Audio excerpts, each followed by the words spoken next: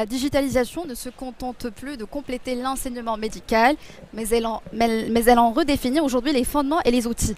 Dans cet entretien, nous explorons ensemble les enjeux, les défis et les perspectives de la formation médicale à l'ère du digital avec professeur Ednaoui Mohamed, président de l'université Mohamed VI des sciences et de la santé, pionnière au Maroc et en Afrique qui incarne cette transformation. Bonjour professeur, merci d'avoir accepté notre invitation. Bonjour, merci à Média 24 de nous recevoir au GTEx. Alors première question, par rapport à la vision stratégique, quel regard portez-vous aujourd'hui sur la manière dont la digitalisation redéfinit aujourd'hui les pratiques et les méthodes pédagogiques en médecine? Merci beaucoup. Donc, comme vous le savez, la digitalisation aujourd'hui constitue la 4e révolution industrielle et nous rattrape tous et nous permet aujourd'hui évidemment d'innover et de s'adapter aussi aux générations futures pour l'enseignement. Alors en ce qui concerne la santé, vous savez que l'intelligence artificielle par exemple va toucher plusieurs aspects. Il va toucher le quotidien, le diagnostic, la décision clinique, l'analyse prédictive et la médecine adaptée, comme on appelle la médecine de précision, les objets connectés, la télémédecine, les big data, tout ça c'est l'intelligence artificielle et c'est la digitalisation.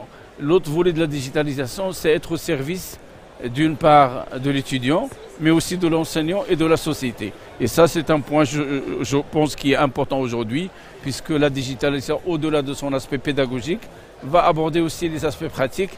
Et hier on a parlé de robotique, on en reparlera, puisque nos chirurgiens aujourd'hui se forment sur des robots et donc ça va faciliter beaucoup de choses et amener évidemment à implémenter la digitalisation dans tous les aspects aussi bien pédagogiques que décisionnels en santé. Oui, quelle place l'université Mohamed VI des sciences et de la santé accorde-t-elle à la transformation numérique dans sa stratégie de développement en santé?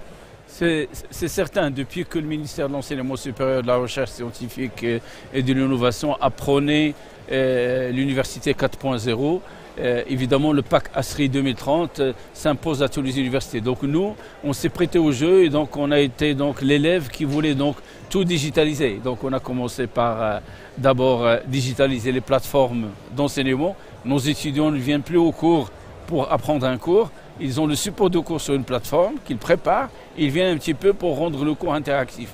D'autre part, nous avons pris le chemin de l'autre côté en supprimant le papier dans les évaluations et en rendant la digitalisation obligatoire sur tablette. Ce qui amène de l'équité, ce qui amène aussi la réduction des risques par rapport aux examens. Donc j'ai pris les deux extrêmes. Mais si on met ça au milieu, si on regarde le système hospitalier, là aussi, on a ce qu'on appelle le système d'information hospitalier qui permet aujourd'hui de suivre et de rendre les services aux malades plus faciles.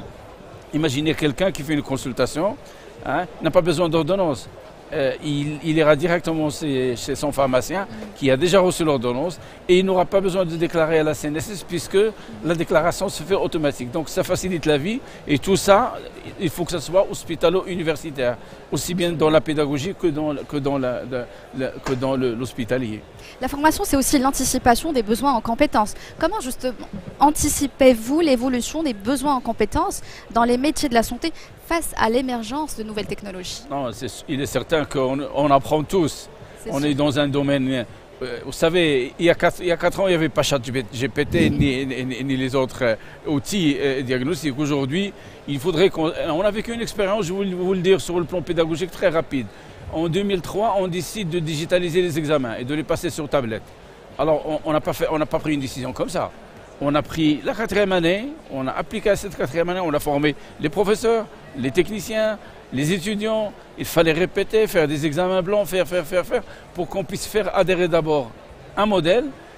Et en 2004, on l'a généralisé. Maintenant, les étudiants en 2005, dans tous nos campus, que ce soit à Rabat, que ce soit à Casa, que ce soit à Dakhla, que ce soit, tous passent les examens le même jour, à la même date, à la même heure et de la même manière. Et ça amène de l'équité dans l'évaluation. Vous posez justement dans ce sens, la digitalisation va-t-elle jusqu'à réinventer les méthodes d'évaluation des étudiants? Peut-on imaginer, professeur, un jour des examens peut-être en réalité virtuelle, peut-être basés sur la simulation?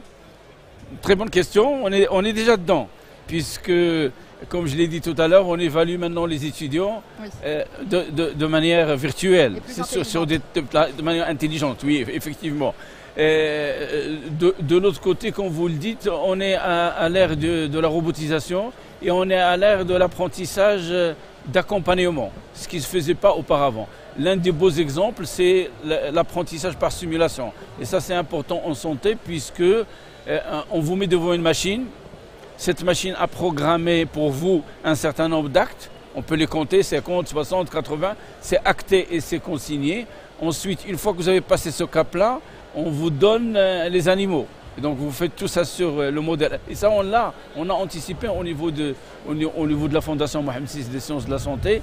Et le step 3, une fois qu'on a fait tout ça, on est accompagné par un senior qui va vous amener la console et voir et vérifier. Évidemment, tout ça, c'est très bien, mais il faut qu'il soit cadré sur le plan juridique, sur le plan éthique, parce qu'il y a des points, évidemment, qu'on pourrait évidemment en parler par la suite sur le plan éthique et professionnel. On ne peut pas parler de formation sans s'arrêter sur l'ouverture prochaine de 2 campus à Marrakech et à Agadir qui marquent une nouvelle étape pour l'université Mohamed VI des sciences et de la santé. Quelle est la philosophie derrière cette extension géographique, professeur? Vous savez, donc, les fondations, ils sont là à but non lucratif et d'utilité publique. Oui. Donc, ils sont au service de l'État et accompagnent l'effort fait par l'État. Et donc, le rôle de la Fondation Mohamed VI qui englobe tout un système d'écosystème très diversifié, hospitalier, non hospitalier, pédagogique, école et tout ça, c'est d'élargir l'offre de formation. Aujourd'hui, le Maroc s'agrandit. Le Maroc prend des envols, prépare une Coupe du Monde et une Coupe d'Afrique. Et évidemment, pour certaines régions, il faut les accompagner sur le plan socio-économique, leur donner des possibilités. Et donc, se rapprocher des étudiants, c'est l'un des points forts pour nous. Aller à Marrakech, aller à Agadir, se rapprocher des étudiants, leur apporter la même façon d'enseigner à Rabat, à Casablanca, et c'est ça le Maroc nouveau. Hein. Exactement, en espérant que, Inch'Allah, peut-être pour l'année prochaine, pour le GITEX, l'édition prochaine, on découvrira peut-être l'ouverture de d'autres campus, pourquoi pas. Ce que nous retenons avec vous, professeur, c'est qu'à travers la digitalisation de la formation, l'Université Mohamed VI des sciences et de la santé ne se contente pas d'adapter ses méthodes, elle anticipe l'avenir de la santé. Merci beaucoup, professeur, pour cet échange très éclairant. Merci d'avoir honoré notre invitation. Merci à vous de nous avoir reçus. À la prochaine. À la prochaine.